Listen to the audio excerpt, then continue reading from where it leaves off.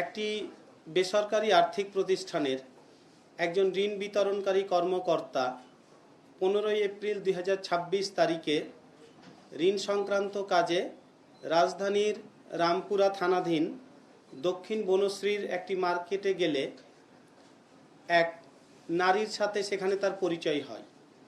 সেই নারী ঋণ গ্রহণে আগ্রহী বলে তার কাছে নিজের পরিচয় দেয় এবং এই ভুক্তভোগীর কাছ থেকে তার একটা ভিজিটিং কার্ড নেয়। পরবর্তীতে এই ভুক্তভোগীর সাথে ওই নারীর বেশ কিছুদিন মোবাইল ফোনে নিয়মিত কথা হতো এবং তাদের মধ্যে কথা বলতে বলতে একটা ঘনিষ্ঠ সম্পর্ক গড়ে ওঠে। পরে সেই নারী প্রস্তাব দেয় বনশ্রীর ইউনিটি হাসপাতালের সামনে দেখা করার জন্য। তো নির্ধারিত দিনে নির্ধারিত স্থানে পৌঁছানোর পর অন্য এক নারী এই ভুক্তভোগীকে রিসিভ করে এবং রিক্সাযোগে বিভিন্ন গলি অতিক্রম করে খিলগাঁও থানাধীন একটা ফ্ল্যাটে নিয়ে যায়। তো ফ্ল্যাটে প্রবেশ করার কিছুক্ষণ পরপরই খুব অল্প সময়ের মধ্যেই অতি দ্রুত সেখানে আরও 4 জন লোক উপস্থিত হয়। তারা উপস্থিত হয়ে এই ভুক্তভোগীকে বেধড়ক মারপিট করে এবং তাকে নগ্ন করে ওই নারীর সাথে তার কিছু আপত্তিকর ভিডিও ধারণ করে। এই ভিডিও ধারণ করার পরে তার মোবাইল ফোন, মানি ব্যাগ, নগদ অর্থ, ব্যাংকের এটিএম কার্ড, জাতীয় পরিচয়পত্র, ড্রাইভিং লাইসেন্স, মোটরসাইকেলের রেজিস্ট্রেশন সহ গুরুত্বপূর্ণ কাগজপত্র জোরপূর্বক ছিনায় নেয়।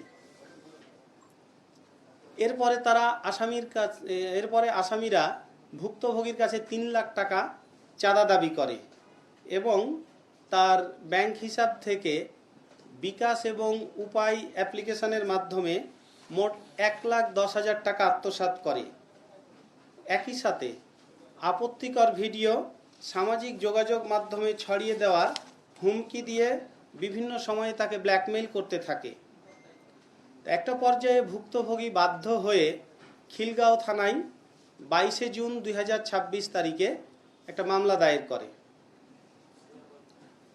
প্রিয় সাংবাদিকবৃন্দ, এই মামলা দায়ের হওয়ার পর ডিবি সাইবার অ্যান্ড স্পেশাল ক্রাইমের সাউথ ডিভিশন এটা গত 2 জুলাই মামলাটা আমাদের কাছে আসে হস্তান্তর হয়ে আসার পরে আমরা প্রাথমিক তদন্ত শেষ করে 3 জুলাই দিবাগত রাতে সারা রাত ধরে আমরা রাজধানীর সবুজবাগ, বাড্ডা এবং খিলগাঁও এলাকায় সমন্বিত অভিযান পরিচালনা করি।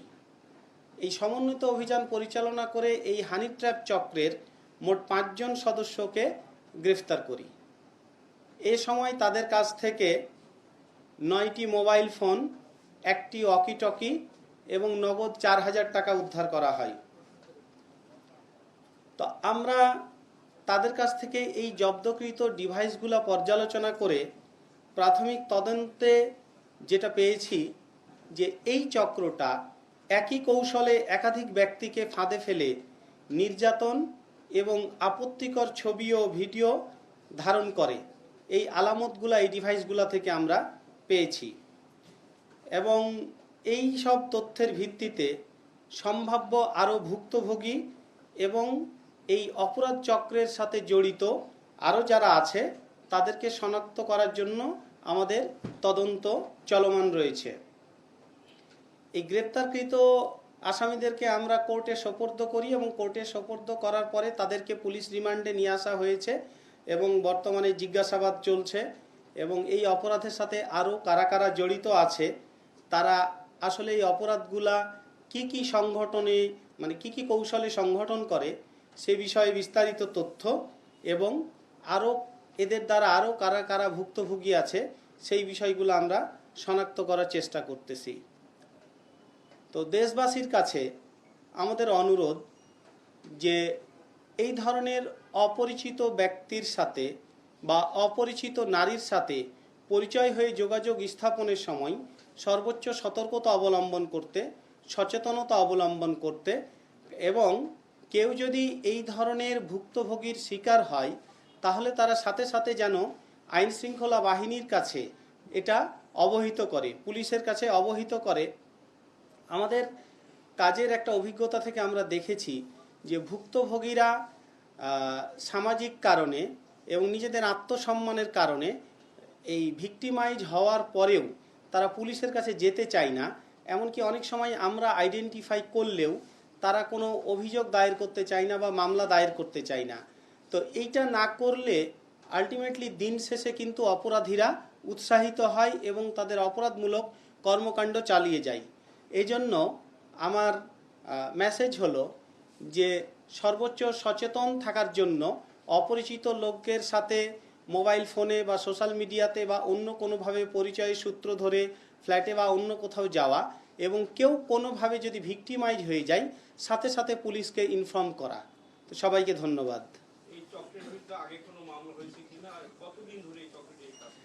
এই চক্রটার পিসিপিআর যাচাই করে আমরা যেটা দেখেছি, এই 5 জনের প্রত্যেকের বিরুদ্ধেই একাধিক মামলা রয়েছে। এমনকি তাদের ডাকাতি সহ বিভিন্ন ধরনের সম্পদ আত্মসাৎমূলক বিভিন্ন ধরনের মামলার অভিযুক্ত আসামি তারা।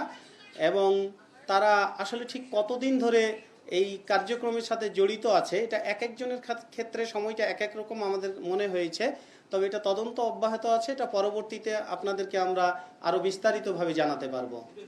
এদের পেশা হলো একজন যেমন কোন একটা সরকারি চাকরিতে ছিল, ওখান থেকে উনি অনেক আগে রিটায়ার্ড করেছে, সেখান থেকে আছে।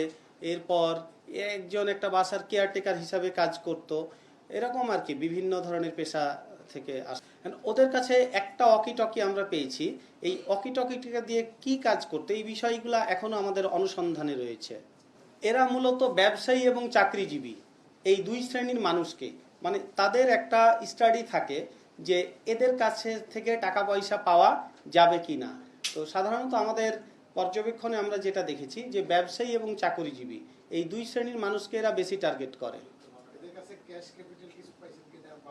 আমরা নগদ 4000 টাকা উদ্ধার করেছি। সেই মোবাইল আমরা উদ্ধার করেছি এবং এই মোবাইল ফোনে থাকা অন্যান্য আরো যারা ভুক্তভোগী আছে আমরা তাদেরকে এখন আইডেন্টিফাই করার চেষ্টা করছি। আমরা অফিসিয়ালি এটা এখনো পাইনি, আমরা অফিসিয়ালি এটা হাতে পাইলে আমরা এটা প্রয়োজনীয় আইনগত ব্যবস্থা গ্রহণ। এটা কোন আসামিদের সম্পর্কে জানতে চাচ্ছে? এটা আমি একটু আগে যেটা বললাম যে আমরা এটা অফিসিয়ালি এখনো হাতে পাইনি, যার কারণে এটা সম্পর্কে কোনো তথ্য এই মুহূর্তে আমি আপনাদেরকে দিতে পারছি না।